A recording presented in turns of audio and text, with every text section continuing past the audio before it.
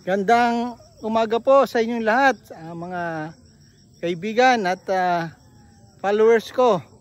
Ngayon po ay Sabado, June 22, 2024. Nandito po ulit tayo sa farm at makikita nyo napaka daming bunga ang ating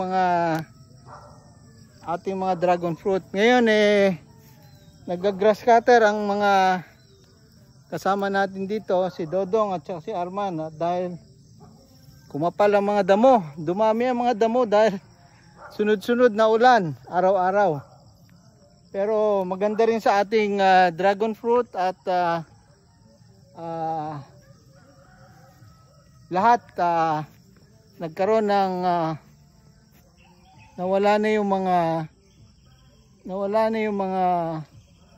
mga bulaklak at puro bunga na ang nakikita natin ngayon. Ito na po ang dilaw at pula na mga dragon fruit natin. At makikita nyo ang tataba ng ating mga dragon fruit. Bumati ka naman Arman.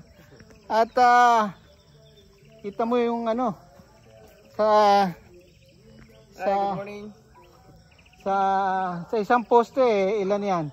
Sa 1, 2, 3, 6. 6 na bunga sa isang poste lang. Napakataba ng ating dragon fruit. So mamaya magpapaabono tayo para lalong gumanda yung lumaki at gumanda yung ating mga bunga ng dragon fruit. So ngayon po nag-grass cutter sila at kailangan at humahaba din yung mga damo dito sa ating dragon fruit farm. So so maglalagay sila ng abono.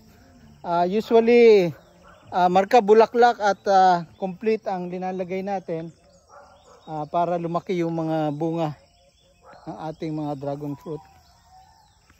So maraming mga bunga ngayon at 2 to 3 weeks lalaki yung ating mga bunga ng dragon fruit.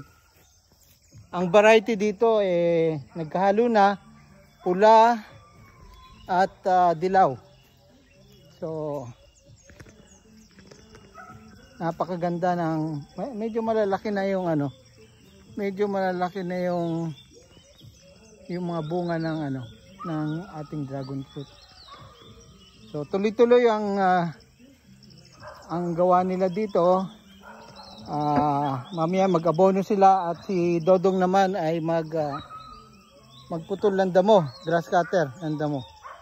So yan po ang ating report ngayong Sabado, 22 June 2024. Magandang umaga po sa inyong lahat at enjoy your Saturday today. Salamat!